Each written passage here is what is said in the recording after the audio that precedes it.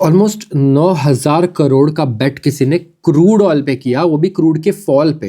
And ये हुआ कुछ घंटे पहले, जिससे आई थिंक जब डोनाल्ड ट्रम्प ने अनाउंस किया दैट वो 2 हफ्ते का सीज फायर साइन कर रहे हैं ईरान के साथ। सो 2 हफ्ते का जो सीज फायर अग्री किया इन्होंने, कुछ घंटे पहले $1 बिलियन की ट्रेड ली इन्होंने। इससे पहले जब इन्होंने वॉर डिक्लेयर किया था ईरान के ऊपर, तब किसी ने क्रूड ऑयल ट्रेड किया था, वो भी बिलियंस ऑफ डॉलर्स में था। सो आप देख रहे हो यूएस में इनसाइडर ट्रेडिंग बहुत ज़्यादा नॉर्मलाइज्ड है।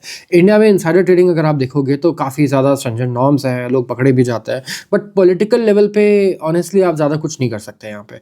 वैसे यूएस में तो बिल्कुल लीगल है ये, वहाँ के पॉलिटिशियंस के ईटीएफ बने हुए हैं।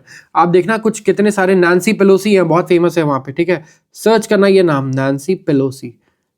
इनके नाम से लोगों ने इनको ट्रैक करने वाले फंड बना दिए हैं कि जो ये कर रही है बस इसको ये ट्रैक करते हैं, क्योंकि इनका सक्सेस जो है वो वॉरेन बफे से भी ज़्यादा है। क्या है ये वहाँ पे?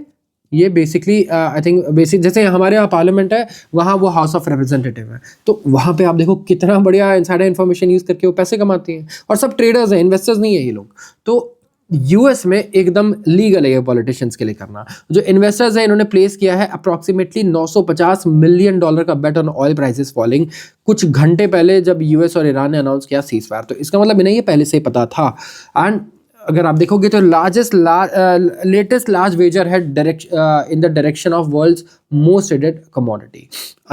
और ये तब हुआ है जब प्रेसिडेंट डोनाल्ड ट्रम्प ने ये अनाउंसमेंट की, ठीक इससे कुछ देर पहले। इन्वेस्टर्स ने करीब 8,600 लॉट्स ऑफ ब्रेंट सेल किए हैं और US crude futures at 1945 GMT. So आप देख सकते हो कि इन्होंने ट्वीट किया था दैट होल सिविलाइजेशन जो है इसे ये ख़त्म कर देंगे एंड ऑल दैट। और उसके बाद क्रूड ऑयल 15% गिर गया जब इन्होंने ट्रूस साइन कर लिया उनके साथ 2 हफ्ते का, एंड ऑयल $100 पर बैरल के भी नीचे आ गया।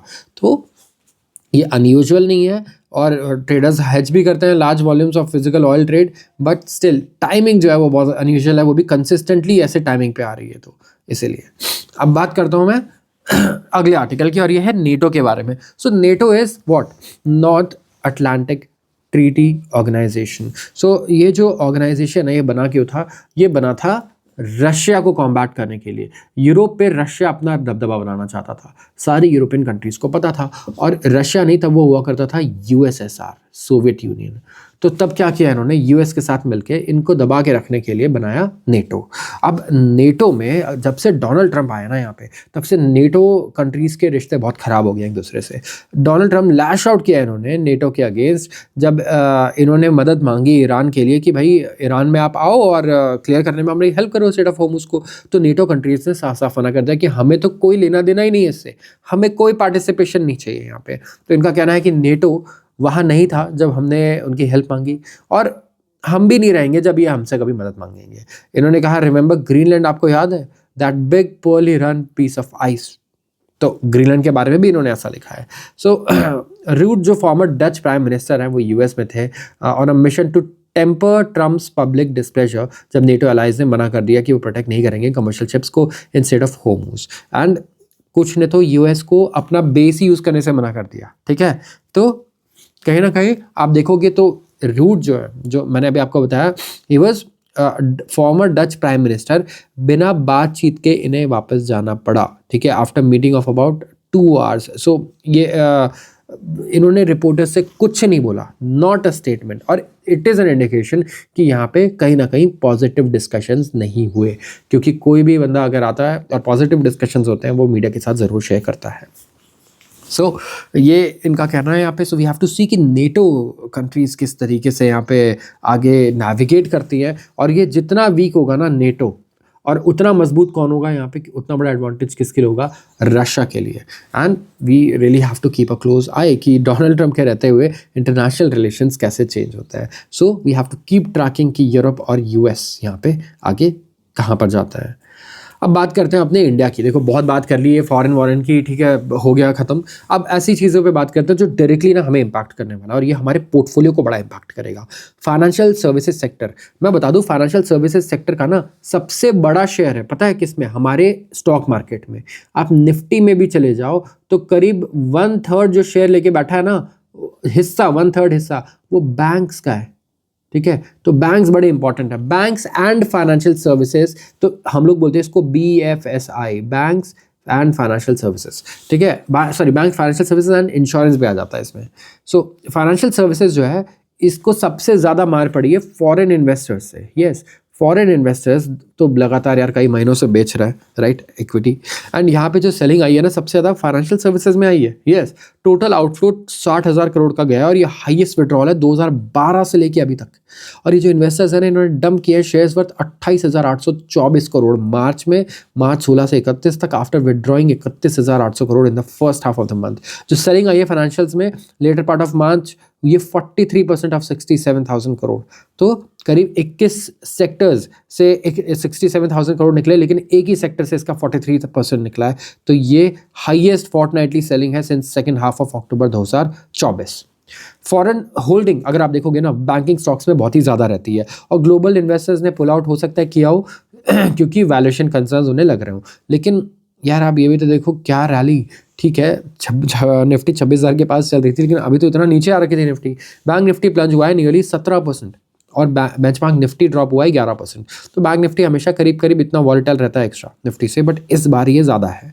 HDFC बैंक अगर आप देखोगे तो इस पर बड़ा आउटफ्लो आया है क्योंकि इसके चेयरमैन ने या CEO ने रिज़ाइन किया है, मुझे ध्यान नहीं आ रहा, एंड उन्होंने कुछ रीजंस ऐसे बताए नहीं जो बहुत स्ट्रांग हो।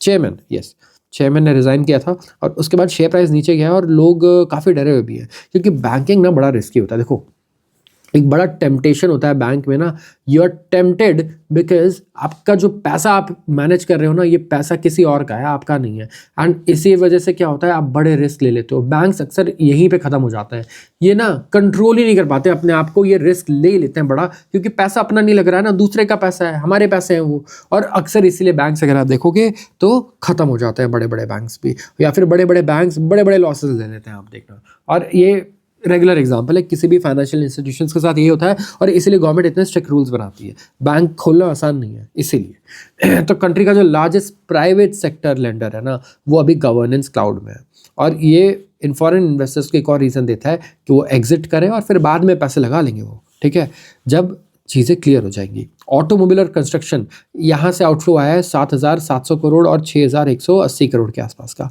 एंड फरवरी में दोनों सेक्टर्स ने इनफ्लो देखा था 3,500 4,500 करोड़ का। सो मार्च में यही हमें आउटफ्लो जाता हुआ नजर आया। ऑटोमोबाइल और कंस्ट्रक्शन की मैं बात कर रहा हूँ। तो सेंटिमेंट वीक है, वैल्यूएशन अट्रैक्टिव है, इनका कहना है, लेकिन फॉरेन इन्वेस्टर्स अभी भी एलोकेट नहीं कर रहे हैं, और वो जियोपॉलिटिकल अनसर्टेनिटी से डरे हुए हैं कि भाई हम यहाँ पे अपना टाइम लेंगे। और इसकी वजह से अगर आप देखोगे तो ये रिस्क ऑफ कर रहे हैं। ये रिस्क ऑफ वर्ड जो लिखा है ना, रिस्क ऑफ का मतलब पता क्या होता है? मतलब कि पैसा निकालना रिस्की एसेट से, selling risky assets, risk of. तो इसमें रिस्क ऑफ में क्या होता है, लोग क्या सेल करते हैं, बिटकॉइन और क्रिप्टो, ठीक है, ये यहाँ पे होता है बिटकॉइन एंड क्रिप्टो।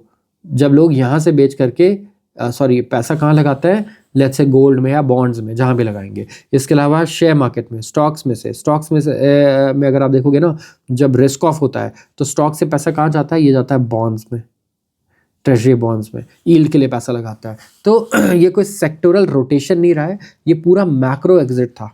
इंडिया से एग्जिट किया इन्होंने, ये कहना है एक एनालिस्ट का। Apart from quantum of outflows जो स्टैंड आउट करता है इन S2 डेटा कि कितनी ब्रॉड बेस्ड सेलिंग आई है, और बेयरली कोई सेक्टर होगा जो स्पेड होगा, तो यहाँ पे कोई सेक्टर रोटेशन नहीं हुआ है, इनका ये कहना है। इसको अब सेक्टर रोटेशन क्या होता है कि एक पैसा आपने निकाल लिया जो लगाया था किसी सेक्टर में 2 साल पहले, बहुत कमा लिया आपने, और फिर दूसरी जगह आप उसे लगा रहे हो, ठीक है, दूसरे सेक्टर में। आपको लगता है ये सेक्टर चल चुका है, लेकिन यहाँ पैसा निकलने के बाद दूसरे सेक्टर में आया ही नहीं, ये पैसा पूरा का पूरा आप देख सकते हो कहीं और देश से बाहर ही चला गया हमारे। तो अब बात करता हूँ हमारे Indian company which is Tata. And Tata का जो जैगवार बैटरी फैक्ट्री है ना, इसको यूके गवर्नमेंट ने $380 मिलियन की सब्सिडी दी है। Yes, which 380 million pounds, not dollars. So British government ने कंफर्म किया है कि इन्हें करीब $550 मिलियन, मतलब कि आप समझ लो 4,500 करोड़, 4,500 करोड़ की सब्सिडरी मिल रही है एक तरीके से ब्रिटिश गवर्नमेंट से, ताकि सपोर्ट करे ये नए टाटा ग्रुप की बैटरी फैक्ट्री, ठीक है। नए टाटा ग्रुप की बैटरी फैक्ट्री को इंग्लैंड में, और ये प्रोवाइड करेगा for manufacturers Jaguar Land Rover vehicles in a project जो सबसे बड़ा होगा of its kind in Europe. जो साइट है वो अंडर कंस्ट्रक्शन है in Somerset, south west England, और ये करीब 4,200 जॉब्स सस्टेन करेगी and 1,000 more in supply chain. तो यहाँ पे आप देख सकते हो कि जो प्रीवियस कंजर्वेटिव एडमिनिस्ट्रेशन था उसने बैक किया था बजट को 2023 में, लेकिन ये नहीं कहा था कि कितना सपोर्ट देंगे। बट अब यूके में भी जो गवर्नमेंट आई है, they are supporting battery and electric vehicles through subsidy. यहाँ पे सब्सिडी की रिक्वायरमेंट्स पड़ रही हैं, और ये कंट्रीज़ भी सब्सिडी देती है, ना कि सिर्फ इंडिया जैसी कंट्रीज़ जो हैं वो सब्सिडी देती है, आप देख सकते हो। सो ये चीज़ इंडिया में बहुत कॉमनली हमें देखने को मिलती है। अब Roberts deal book AI push set to drive TCS growth. TCS Tata Consultancy Services, AI को से ना अगर आप देखोगे तो लोग चिंता में आ गए थे कि यार इंडियन कंपनीज़ का तो पता नहीं क्या होगा, क्योंकि इंडियन कंपनीज़ इनोवेट नहीं कर रही हैं। दूसरा, इंडियन कंपनीज़ का सिंपल फंडा है, देखो इंडियन कंपनीज़ क्या करेंगी, फॉरेन के जो कंपनीज है वो इनोवेट करेंगी, प्रोडक्ट्स बनाएंगी, इंडियन कंपनी सर्विसेज देंगी। IT सर्विसेज कंपनी है हमारी, और इसीलिए AI में सर्विस सेक्टर को क्योंकि काफ़ी ज़्यादा चैलेंजिंग रह सकता है, तो ये इशू रहेगा कि मे बी हमारी इंडियन कंपनीज काफ़ी पीछे हो जाए AI की वजह से। बट जो ओवरऑल अगर आप देखोगे आउटकम है ना, ऐसा लग रहा है कि लॉस सिर्फ एम्प्लॉयज़ का है। यस, लॉस जो है एम्प्लॉयज़ और लेबर फोर्स का है, क्योंकि प्रोडक्टिविटी बढ़ रही है, इफिशिएंसी बढ़ रही है, तो इन कंपनीज का प्रॉफिट मार्जिन इंक्रीज होगा। अब बहुत कम एम्प्लॉयज़ के साथ ये वो काम कर डालेंगे जिसके लिए पहले ज़्यादा एम्प्लॉयज़ लग रहे थे। दूसरा, अब इन्हें पर एम्प्लॉय हो सकता है पैसे थोड़े कम मिले, ये पॉसिबल है, क्योंकि AI से क्या होगा, एफिशिएंसी इंप्रूव हो जाएगी, बढ़िया वो हो जाएगा, तो कंपनीज बोलेंगे यार अब इतना पैसा थोड़ी आप चार्ज कर सकते हो जितना पहले कर रहे थे, अब तो AI आ गया है। लेकिन इससे भी कंपनीज को ज़्यादा कोई फर्क नहीं पड़ने वाला, एम्प्लॉयज़ और लेबर फोर्स को फर्क पड़ेगा। अब आप देखो सस्टेन्ड इनका ऑर्डर बुक बढ़िया है, मतलब कि इनके पास ऑलरेडी ऑर्डर्स हैं अच्छे, ठीक है।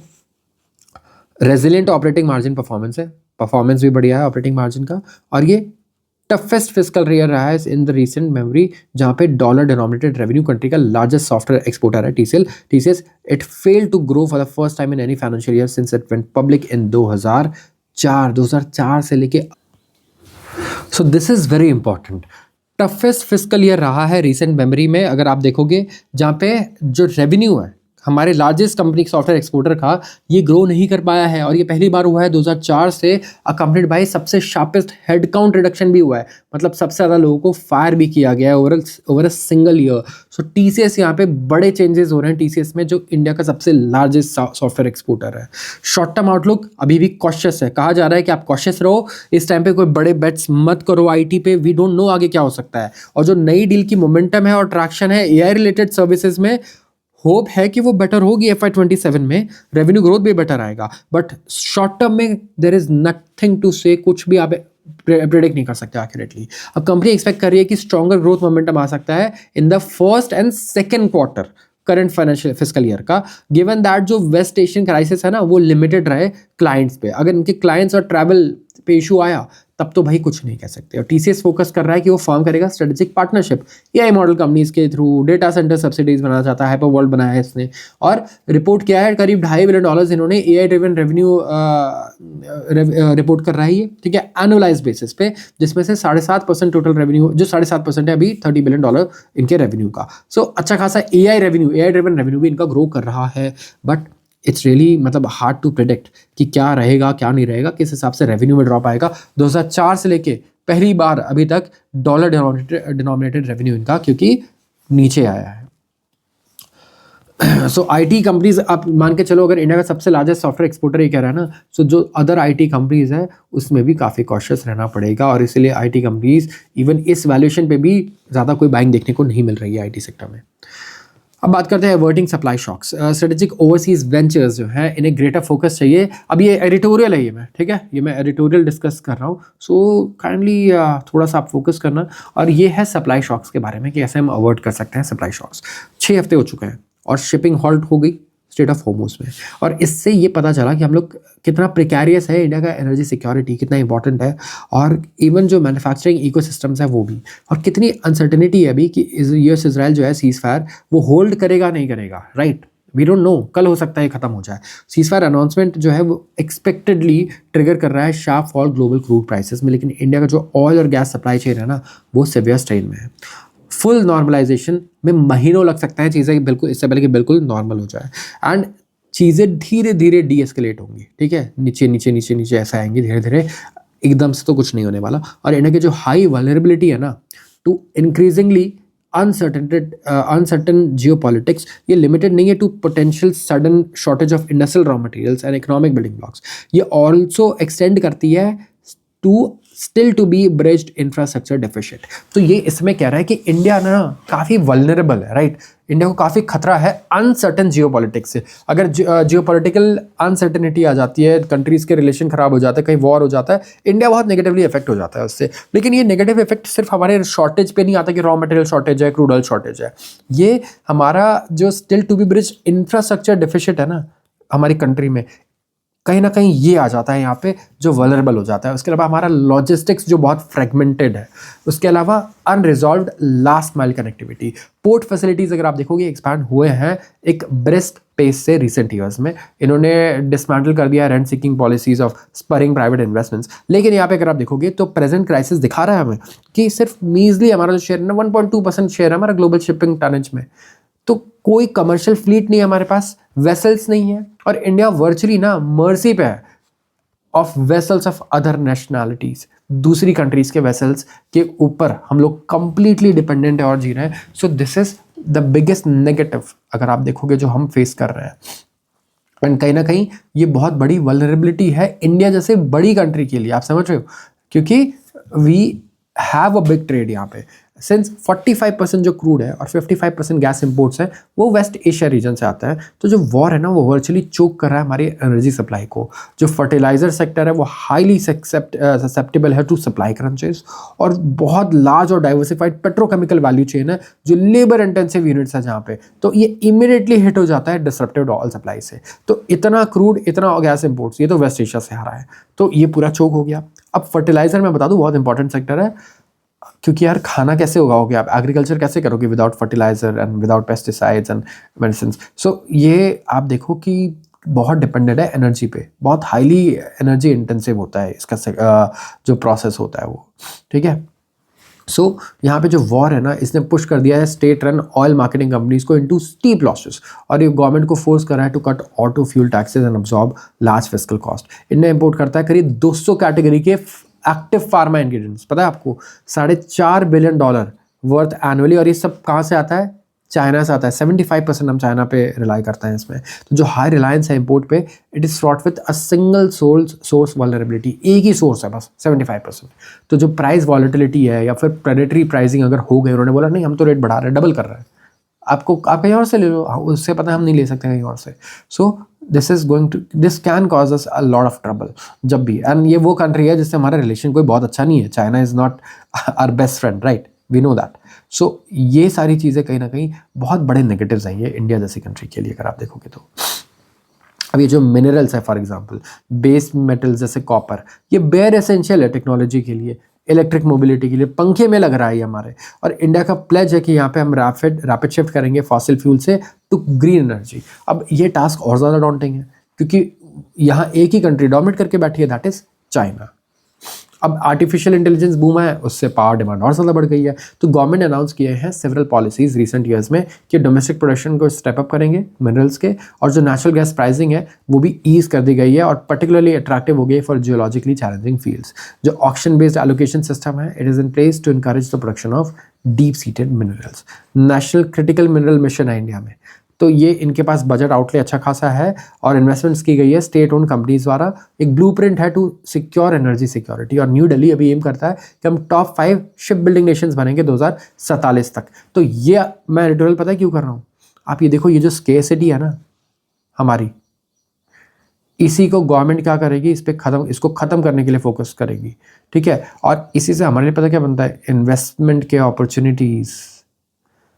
अब अगर गवर्नमेंट फोकस कर रही है कि वो शिप बिल्डिंग पे फोकस करेगी फॉर एग्जांपल, राइट, हम टॉप 5 शिप बिल्डिंग नेशंस में अगर बनना चाहते हैं तो बहुत सारी कंपनीज है जिसको फ़ायदा होगा इससे, राइट। हम 5% शेयर मार्केट शेयर लेना चाहते हैं मीडियम टर्म में, तो इन्वेस्टमेंट्स तो शॉर्ट टर्म में बहुत अच्छे आएंगे। क्रिटिकल मिनरल मिशन है, इससे क्या होगा, एनर्जी सिक्योरिटी के लिए होगा, तो कौन सी कंपनीज है इंडिया में जो क्रिटिकल मिनरल में काम कर रही हैं, उनको काफ़ी बेनिफिट हो सकता है, शॉर्ट टर्म में काफ़ी फोकस होगा यहाँ पे। So we can figure out some very good investments हमारे पोर्टफोलियो के लिए, and we can also do replacements. अगर हमें लगता है कुछ चीज़ें यार आउटडेट हो गई है और आगे जाकर ये चीज़ें चलने वाली हैं, then it's a very good chance. अब फॉर इंस्टेंस आप देखो कि addition to global shipping tonnage जो है वो अराउंड 72 मिलियन टन है एनुअली, और चाइना ऐड करता है 40 मिलियन। मतलब कि वो कितना ऐड कर रहा है, 4 करोड़, हम कितना कर रहे हैं, सॉरी, और टोटल एडिज कितना है, 72 मिलियन, 7.2 करोड़। तो चाइना ही इतना ऐड कर दे रहा है, इंडिया सिर्फ कितना कर रहा है, लेस देन 50,000। इंडिया कर रहा है, चाइना कितना कर रहा है, 4 करोड़। तो आप गैप देख रहे हो, 50% से भी ज़्यादा का शेयर लेके बैठा हुआ है चाइना, जो एडिशनल टन एडेज हो रहा है शिपिंग में। तो पॉलिसीज़ को ना और प्रेगमेटिक बनना पड़ेगा, रिजल्ट ओरिएंटेड बनना पड़ेगा। ऐसे गोल्स जो होते हैं ना, जो सेल्फ डिसीविंग होता है, खुद को ही हम जिसमें बेवकूफ़ बना रहे होता है, ये कंट्री को कहीं नहीं लेके जाने वाले हैं। तो यहाँ पे बहुत इंपॉर्टेंट एडिटोरियल था ये, एंड बहुत अच्छी चीज़ें पॉइंट आउट की इन्होंने। अब इंडिया में अनियन प्राइसेस आपको सस्ते मिलेंगे अगर आप सब्जी खरीदने जाते हो, तो नहीं जाते तो ज़रूर जाना, एक बार प्राइस पता करना। तो इसका रीज़न देखो क्या है, कितना इंटरेस्टिंग है। हम लोग अनियन एक्सपोर्ट करते हैं मिडल ईस्ट को, वेस्ट एशिया को, और बहुत अच्छा इस बार एक तो क्रॉप प्रॉस्पेक्ट्स रहे हमारे, और एक्सपोर्ट जो होना था ना गल्फ कंट्रीज़ में, अब वो हिट हो गया। तो अनियन प्राइसेस अगर आप देखोगे तो लसलगांव, नासिक, महाराष्ट्र में जो हब है हमारे होलसेल ट्रेड का, यहाँ पे गिर करके 1100 रुपये क्विंटल आ गया थर्सडे को, फ्रॉम 2000 रुपये क्विंटल जो एक साल पहले चल रहा था। तो पिछले साल से अनियन इस साल हाफ रेट पे चल रहा है, हाफ रेट पे मिल रहा है। सोचो इतना सस्ता मिल रहा है, और रीज़न क्या है, किसी ने सोचा होगा हमारे किसान इतना परेशान हो जाएंगे वेस्ट एशियन वॉर से, सोचो। और हमें लगता है कि यार ये वॉर ठीक है, वहाँ हो रहा है, हमें क्या इम्पैक्ट पड़ रहा है, हमें कोई इम्पैक्ट नहीं पड़ रहा, हम तो सेफ है, इंडिया सेफ है। भाई इंडिया सेफ है, लेकिन अगर किसी की इनकम 50% ड्रॉप हो जाए, आप सोचो, तो वो सेफ फील करेगा, वो तो खुश नहीं होगा ना। और कॉस्ट और बढ़ जाए, फर्टिलाइजर महंगे हो रहे हैं, अच्छे खासे महंगे हो रहे हैं फर्टिलाइजर। और आप ये देखो जो चीज़ें एक्सपोर्ट नहीं हो पाई, अब वो इतना ज़्यादा इनका रेट नीचे गिर गया है, रेट टूट गया है। तो इट्स टफ फॉर फार्मर्स इस टाइम पे। अगर आप देखोगे जो अनियन पे फोकस करते हैं, जिनका बड़ा आप कह सकते हो पोर्टफोलियो अनियन का है, ट्रेडर्स कह रहे हैं कि जो अराइवल हुआ है राबी क्रॉप्स का, जो होगा न्यू सीजन 2025-26 का, मार्केट में अनियन प्राइसेस सबड्यूड रहेंगे, बहुत कम रहेंगे, नीचे रहेंगे। करंट अनियन प्राइसेस जो है वो कवर कर रहे हैं सिर्फ कॉस्ट निकल पा रही है फार्मर्स की, दैट्स इट। और उससे कोई खर्चा आगे जो है नहीं निकल पा रहा, प्रॉफिट तो नहीं हो पा रहा है। अर्लियर जो एक्सपोर्टर्स थे उनका कहना था कि जो एक्सपोर्ट्स हैं rice, fruit, vegetables Gulf region के लिए, वो बहुत इम्पैक्ट हो गया है वेस्ट एशिया वॉर की वजह से। फ्रेट कॉस्ट एक तो बहुत बढ़ गया, सामान यहाँ से भेजने का कॉस्ट, क्योंकि शिपिंग जो है वो काफ़ी अफेक्टेड है, राइट। और लीडिंग अनियन एक्सपोर्टर है, उनका कहना है कि कुछ एंजाइम्स जो थे, जो अनियंस कैरी कर रहे थे और वेजिटेबल्स का, वो भेजे गए हैं फुजायरा, खोरफाखन जो पोर्ट्स हैं दुबई में, लेकिन ये बहुत स्मॉलर टर्म्स में है, मतलब बहुत छोटी कैपेसिटी में। तो कहीं ना कहीं रिटेल इन्फ्लेशन अगर आप अनियन में देखोगे तो 28% डिक्लाइन हुआ है, नेगेटिव चला गया है, ठीक है। तो अनियन के दाम क्योंकि लगातार गिरते जा रहे हैं, तो इन्फ्लेशन यहाँ पे नेगेटिव जाता हुआ हमें नज़र आ रहा है। सो ये की रहने वाला है इस टाइम पे, एंड वी हैव टू सी कि क्या होता है यहाँ पे जो अनियन फार्मर्स है, क्योंकि आउटपुट जो है एक्सपेक्टेड है ज़्यादा रहने वाला है। इंडिया ने पिछले साल भी 1.5 मिलियन टन अनियन जो है यहाँ पे एक्सपोर्ट किए थे 2025-26 में। बांग्लादेश, मलेशिया, यूएई, श्रीलंका, नेपाल हमारे मेजर एक्सपोर्ट डेस्टिनेशंस थे। अब बात करता हूँ फर्टिलाइजर्स की। अनियन की बात कर रहा था तो फर्टिलाइजर भी आया। अब केमिकल इंडस्ट्री अगर आप देखोगे ना, स्पेशली जो फर्टिलाइजर सेक्टर है वो केमिकल इंडस्ट्री का पार्ट है, तो ये बहुत ज़्यादा अफेक्टेड है ईरान वॉर से। मैं बता दूँ यूएस में अगर आप देखोगे तो फर्टिलाइजर्स 4 गुना रेट पे बिक रहे हैं। अब मैं बात कर रहा हूँ यूरिया और अमोनिया जैसे चीज़ों की। अब प्राइजेस जो है ये लगातार बढ़ रहे हैं, और कॉन्फ्लिक्ट जितना बढ़ता रहेगा सप्लाई उतनी स्क्वीज होगी। तो गवर्नमेंट ऑफ इंडिया ने क्या कहा कि हम हायर न्यूट्रिएंट बेस्ड सब्सिडी देंगे, एनबीएफ रेट्स देंगे फर्टिलाइजर पे फर्स्ट हाफ में। तो यहाँ पे करीब 10% हाइक आया है इन सब्सिडीज़, 10% सब्सिडीज़ बढ़ा दी है गवर्नमेंट ने nitrogen, phosphate, sulphur based fertilisers में, और पोटेशियम के जो रेट्स है वो अनचेंज्ड है। तो यहाँ गवर्नमेंट का करीब 41,500 करोड़ का एलोकेशन रहेगा, जो एक्सपेक्टेड था पिछले साल था कितना, H1 में था 37,200 में, 37,200 करोड़, दैट वाज इन 2026। में खर्चा कितना बढ़ गया, ऑलमोस्ट 20%, 20% नहीं 10%, राइट। तो फॉस्फोरिक एसिड के प्राइसेस देखो आप, हाई है लेकिन स्टेबल है, $1300 पर टन है, लेकिन ये इसी रेंज में रहने वाले हैं। तो अगर आप देखोगे तो अमोनिया और सल्फर के प्राइस 30% बढ़ चुके हैं, 30%, 21%। एंड इंडिया इंपोर्ट करता है 75% अमोनिया, 53% सल्फर, और 20% ऑफ यूरिया जो है ना, एंड 1/3 ऑफ डैप कंजम्पशन ये डायरेक्टली इंपोर्ट होता है। नेचुरल गैस भी इम्पोर्ट होता है as part of feedstock. तो वेस्ट एशिया की फर्टिलाइजर मैन्युफैक्चरिंग रीजन है, ठीक है, की रीजन है हमारे लिए। और जो वॉर अगर ऐसे ही प्रोलॉन्ग होता रहेगा तो सप्लाई चेन डिस्टर्ब होगा, इससे इम्पैक्ट होगा हमारा प्रोडक्शन कॉम्प्लेक्स फर्टिलाइजर और यूरिया का बाई 10 to 15%।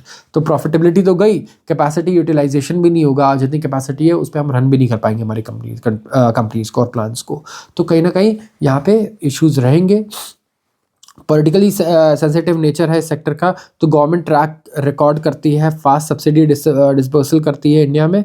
और इंडिया में अगर आप देखोगे तो यूरिया अकाउंट करता है 45% of fertiliser consumption.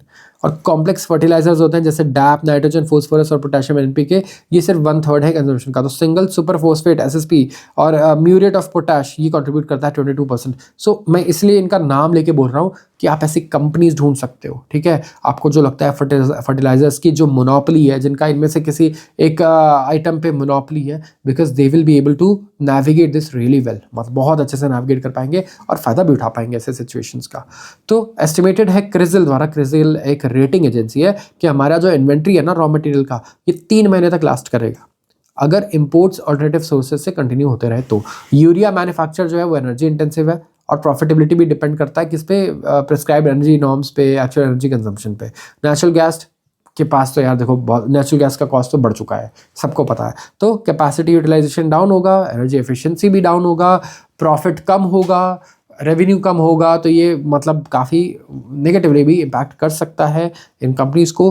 But we really have to see, concern serious है Q1 FY27 एंड बियॉन्ड के लिए, और इससे शार्प फूड इन्फ्लेशन भी आ सकता है अगर एग्रीकल्चर प्रोडक्शन जो है वो डाउन रहता है। तो चैलेंजिंग इन्वायरमेंट रहने वाला है एग्री केमिकल सेक्टर के लिए, और इसके ब्रॉडर इम्प्लीकेशंस आ सकता है, ठीक है। अगर इन्फ्लेशन आउट ऑफ कंट्रोल होता है तो आरबीआई यहाँ पे परेशान जरूर होगी।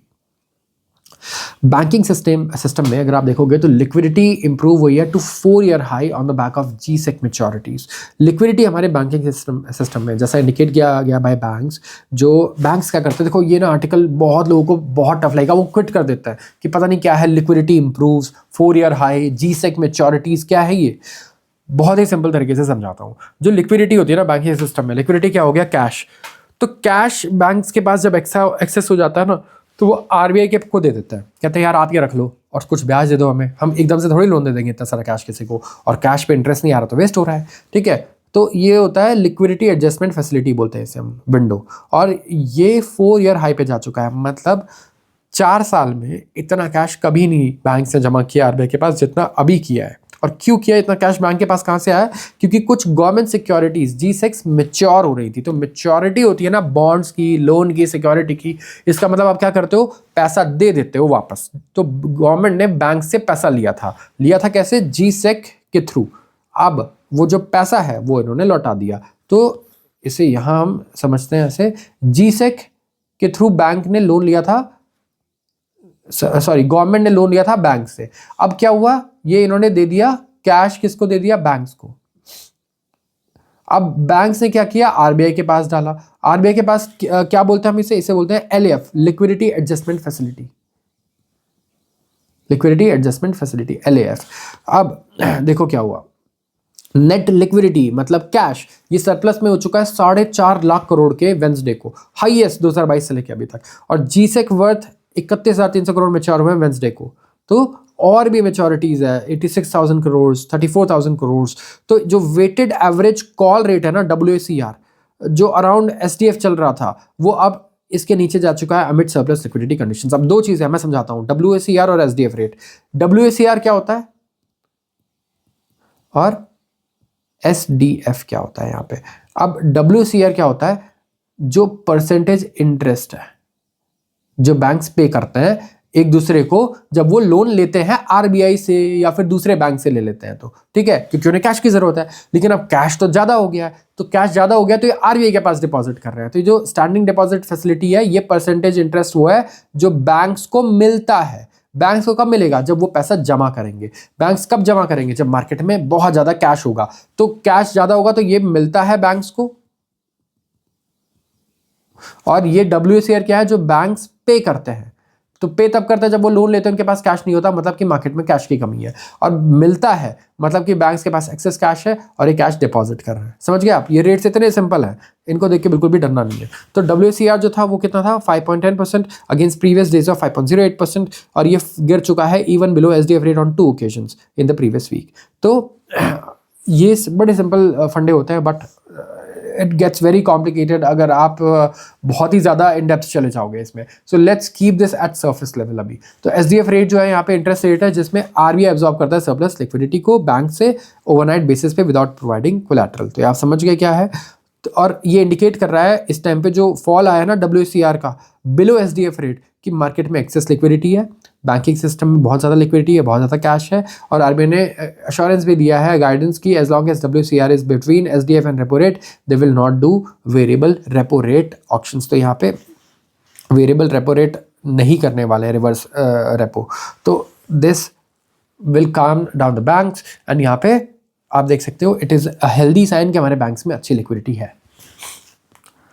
इंडिया का रिटेल की मैं बात करता हूँ, ये जो यहाँ पे बज़ आ चुका है फिर से, और मार्केट $66 बिलियन पहुँच चुका है। यस, इंडिया का जो ऑनलाइन रिटेल मार्केट है वो क्लोज हुआ 2025 में एक बहुत ही स्ट्रॉन्गर फुटिंग में। Electronic retail gross merchandise value 65 to 66 billion dollar रहा है, मतलब ये 19 से 21% ज़्यादा रहा है in value terms according to how India shops online 2026 by Bain and Company in collaboration with Flipkart. तो प्राइवेट कंजम्पशन ग्रोथ अगर आप देखोगे बढ़ा है फ्रॉम 8% to 10.5%। GST कट्स हुए हैं, इनकम टैक्स रिलीफ रहा है, easing inflation and lower lending rates. E-tail अगर आप देखोगे तो ई-रिटेल में काफ़ी सॉलिड ग्रोथ आया, एंड ओवरऑल देखोगे तो ब्रॉडर रिटेल सेक्टर का जो यहाँ पे मैं कह सकता हूँ GMV है वो 1.6 ट्रिलियन रुपी पहुँच चुका है, नॉट डॉलर्स, मे बी हम डॉलर्स भी देखेंगे कुछ सालों में। एंड ग्रॉस मर्चेंडाइज वैल्यू क्या है? वैल्यू ऑफ गुड्स जो बिकते हैं प्लेटफॉर्म्स पे, ठीक है। तो इंडिया का जो GDP है पर कैपिटा ये अप्रोच कर रहा है $4,000 का इन्फ्लेक्शन पॉइंट, जहाँ पे डिस्क्रिशनरी स्पेंडिंग हिस्टोरिकली एक्सेलेरेट हुई है अदर इमर्जिंग मार्केट्स में। दूसरे मार्केट्स में क्या हुआ है, ब्राज़ील या कई दूसरी कंट्रीज को आप देख लो जो इमर्जिंग मार्केट्स है, चाइना को ले लो, जब $4,000 पहुंचा ना इनका पर कैपिटा GDP, तो बहुत तेज़ी आई इनके कंजम्पशन में, बहुत बड़ी तेज़ी आई। तो यही हम एक्सपेक्ट कर रहे हैं कि इंडिया में भी होगा जब हमारा पर कैपिटा GDP $4,000 पहुंचेगा। तो everybody is waiting for that day of course, but brands यहाँ पे काफ़ी बेट कर रहे हैं जेंजी पर, जो की कोहॉर्ट बन चुका है। 40 to 45% ई रिटेल शॉपर्स जो है वो कंट्रीब्यूट करते हैं 50% of incremental orders in 2025 with spend per shopper growing 2.5x faster than other cohort in metros. So Gen Z यहाँ पे लीड कर रहा है कंजम्पशन को। 10 मिनट इकोनॉमी काफ़ी तेज़ी से बढ़ रही है। इंडिया इमर्ज हो चुका है global leader in quick commerce. 16 से 17% हमारा ई कॉमर्स GMV फ्लो कर रहा है थ्रू दिस चैनल, और बहुत आगे हैं हम मोस्ट ऑफ द मार्केट से इंक्लूडिंग चाइना। सेगमेंट डबल हुआ है एनुअली ओवर पास्ट 2 ईयर्स। 10 से 11 बिलियन डॉलर हो चुका है GMV इन 2025। प्रोजेक्टेड है कि स्केल करेगा to 65 to 70 billion dollar in 2030। तो बहुत बढ़िया ग्रोथ एक्सपेक्टेड है। तो बहुत सारे लोग स्विगी और जोमेटो में भी पैसे लगा के बैठे होंगे। दे विल बी रियली हैप्पी कि क्विक कॉमर्स इतनी तेज़ी से ग्रो कर रहा है। अडॉप्शन बहुत ही अच्छा है, मैं बताऊँ अक्रॉस छोटी सिटीज़ ले लो या बड़ी सिटीज़ ले लो, और 7,000 से ज़्यादा माइक्रो फुलफिलमेंट सेंटर्स हैं अक्रॉस 200 सिटीज़। तो शॉपिंग बिहेवियर काफ़ी डिस्टिंक्ट है, हाई इंटेंट मिशंस होते हैं, चेकआउट वेलोसिटी बहुत फास्ट होती है, और कन्वर्जन्स भी बहुत ज़्यादा होता है when it comes to quick commerce. अब मार्केट स्लिप हुए कल, बहुत सारे लोगों ने देखा होगा, और यहाँ पे क्रूड भी स्पाइक हुआ है क्योंकि आप US और ईरान का जो ट्रूस है इसके होप्स कहीं ना कहीं लोगों को फेड होते नजर आए। सो लोग अभी ट्रस्ट नहीं कर पा रहे हैं। बैंक निफ्टी आई थिंक 4% ऊपर था 2 दिन पहले, एंड फिर अचानक से कल 1 से 1.5% की फॉल देखने को मिली हमें। और रीज़न क्या है, बहुत सिंपल है, बहुत ज़्यादा इस पर डिस्कस नहीं करूँगा मैं, क्योंकि लोगों को एक्सपेक्टेड है कि कहीं ना कहीं ये जो सीज फायर है ना ये बहुत लंबा नहीं टिकने वाला। So you have to keep watching market and crude. अगर आपको सीज फायर को ट्रैक करना है तो आप सिर्फ क्रूड के प्राइस को ट्रैक करो, एंड यू विल नो कि मार्केट में क्या हो सकता है। You can build up expectations. अब फार्मा सप्लाई चेन की बात करते हैं। फार्मा कंपनीज का कहना है कि हमारा जो सप्लाई चेन डिसरप्ट हुआ है ना, महीनों लगेंगे इसे ठीक होने में। यस, फार्मास्यूटिकल इंडस्ट्री एक्सपर्ट्स कह रहे हैं कि जो सस्टेन सीज फायर रहा है ईरान कॉन्फ्लिक्ट में, इससे इमीडिएट इंप्रूवमेंट नहीं आने वाली हमारे एक्सपोर्ट्स में और ड्रग प्राइसेस में भी। जो सप्लाई चेन डिसरप्शन हो चुका है इस जो कॉन्फ्लिक्ट से, इसको स्टेबलाइज होने में महीनों लग सकते हैं। और हमारे जो एक्टिव फार्मास्यूटिकल इंग्रेडिएंट्स हैं, APIs हैं, रॉ मटेरियल्स हैं, जो मेडिसिन बनाने में लगता है, ये धीरे धीरे ही एक्सपेक्टेड है कि इनके रेट्स नीचे आएंगे। जो पेस ऑफ रिकवरी है वो हिंज करता है कि कितना क्विकली ट्रेड कॉरिडोर्स रीओपन होते हैं और इन्वेंट्री बफर रीबिल्ड होता है, और ये हेल्प करेगा हमें स्टेबलाइज करने में। लेकिन अनसर्टेनिटी अभी भी है। इनपुट्स बाय किए गए हैं लेकिन हायर प्राइसेस पे लिए गए हैं, और overall it's a reprieve. So Indian pharmaceutical industry भी हिट है, एंड इनका जो कॉस्ट ऑफ प्रोडक्शन है, ठीक है, ये कहीं ना कहीं बढ़ेगा, क्योंकि इनके APIs, एक्टिव फार्मास्यूटिकल इंग्रेडिएंट्स, ये इम्पोर्ट होते हैं। वैसे तो हम 75% APIs भी आई थिंक चाइना से इम्पोर्ट करता है। चाइना बहुत बड़ा हमारा मैं कह सकता हूँ सोर्स है when it comes to importing raw materials. So ये चीज़ हमें देखने को मिलेगी, और 1 से 2 महीने लगेगा रॉ मटेरियल प्राइसेस को बैक टू नॉर्मल लाने में। सो दवाइयों के रेट अगर बढ़ते हुए दिखे, डोंट बी शॉक्ड। एंड अगर नहीं भी बढ़ते हैं बहुत ज़्यादा, तो आप देखोगे तो कंपनीज के मार्जिन्स में फिर आपको असर देखने को मिलेगा।